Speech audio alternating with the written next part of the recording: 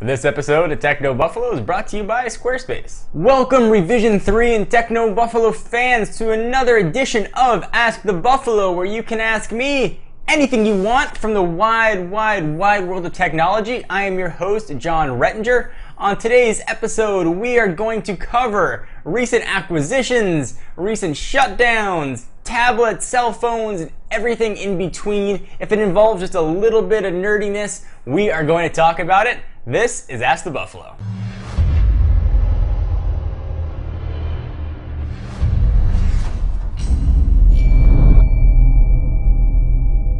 Thank you guys for tuning in to another edition of Ask the Buffalo. You can ask questions one of two ways. You can either send them to me on Twitter at John4Lakers or at TechnoBuffalo. Use the hashtag AskTheB and ask away.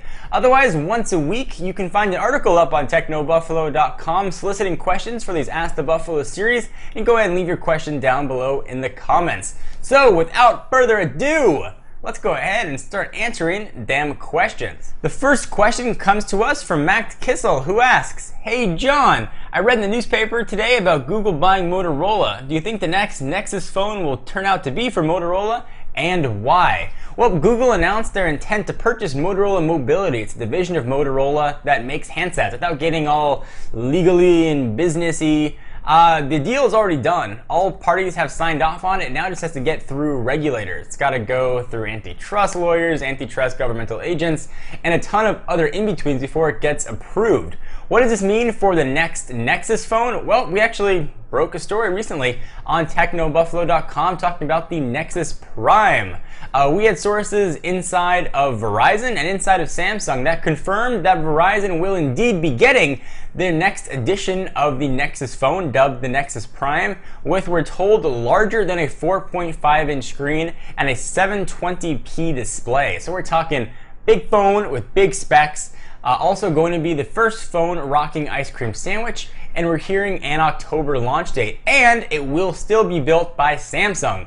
This deal just went through, or at least is trying to get through, in the middle to late August. Certainly a phone that was scheduled for release in October has been in development for months and months and months prior. So perhaps the next Nexus phone, not the Nexus Prime, perhaps the Nexus Megatron, will indeed be made by Motorola. What that's going to mean for the rest of the Android industry has yet to be seen. Certainly Android is still open. Any manufacturer can take that operating system and put it on their handset, so we're still going to see HTC Android phones, still going to see LG Android phones, and the rest of the companies, we are still going to see those devices. So don't fret. Our next question comes to us from Twitter from TreeDude217, who asks, "Would you ever consider making a European version of TechnoBuffalo?" We actually just brought on a European writer, Nikhilian Bell, who's going to focus on all kinds of European news. So for all European carrier information, cell phones and tablets, we're going to have you covered now. So thumbs up for that. And in fact, as you guys are watching this video, I am in Europe right now. I am on my way to the IFA show in Berlin to bring you the latest from the world of technology. So we'll have a ton of European news being covered. I'm doing a few little stopovers before I get there, but I am trying to get in touch with my European friends. So our next question comes for us from Twitter once again from user Sonicorp, who asks, this is the most asked question of the week: "John, what are your thoughts on HP discontinuing the touchpad and WebOS devices?" Dum dum dum dum. WebOS is dead. A mere 49 days after launching, the touchpad is now obsolete. Some would argue it might have been obsolete at launch. I like this little guy. I thought it had a lot of potential. I've been a big supporter of WebOS since day one. I actually waited in line the night before the original pre-launch on Sprint to get a device. I've been a supporter of it. I've loved it. Our own Noah Kravitz loves it. And it's sad what HP has done to it. They discontinued the WebOS hardware division. They're dead. So does that mean we're not going to see any more WebOS devices? Maybe. HP, you killed them. Certainly it makes sense for HP to license WebOS. HTC has been rumored to be interested for quite a bit. Samsung, perhaps. I wouldn't keep your fingers crossed. I think we've probably seen the last of the WebOS devices. And even before the Pre 3 saw an official launch, we saw it on the European store supposedly getting ready to launch in the US on a few different carriers, but no more WebOS. So you can now own a piece of technology history, and you can pick up a now discontinued HP touchpad for $99, which is a pretty sick deal for some decently spec'd hardware. I love the browser on here. Thought it was one of the best Flash implementations that I've seen, and it's sad what happened to this poor guy. So if you're lucky enough, you can go out and pick up an HP touchpad for $99. Just don't expect many new apps for it. So I want to take a few minutes to thank our friends and sponsors at Squarespace. Squarespace is a fast and easy way to create high-quality blog portfolio of any kind, even a website. If you have questions or need help, Squarespace provides support for every member 24 hours a day, 7 days a week. So when you're 4 Red Bulls in, it's 4 in the morning, Squarespace is going to be there to help you. You can start your website or blog by choosing from over 60 professionally designed templates and then add content from your computer, iPhone, or iPad. Squarespace's mobile apps allows you to easily add entries and manage comments from anywhere.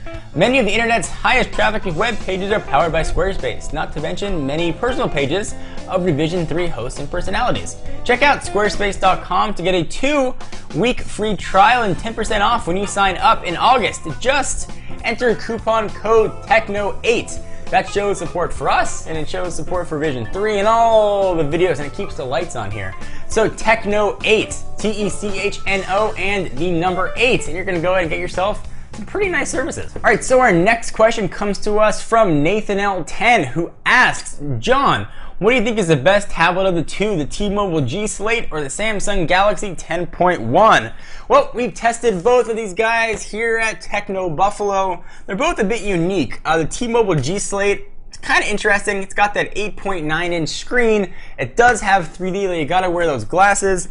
And the Samsung Galaxy 10.1 is one of the thinnest tablets I have ever tested. It's actually probably one of the best tablets on the market. While the T-Mobile G Slate is a fantastic tablet, it's hard to beat the Galaxy Tab 10.1. Arguably the best tablet out there, period.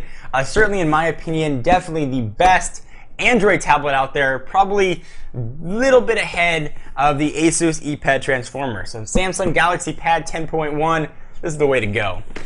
All right, so our last question comes to us from Twitter user Mr. Nasty, who asks, John, what is the coolest phone or prototype you've ever seen that hasn't been released yet? Well, I'm glad you asked that question. I actually have it right behind me. I haven't shown this to anyone yet. I thought I'd kind of debut it here in Revision 3.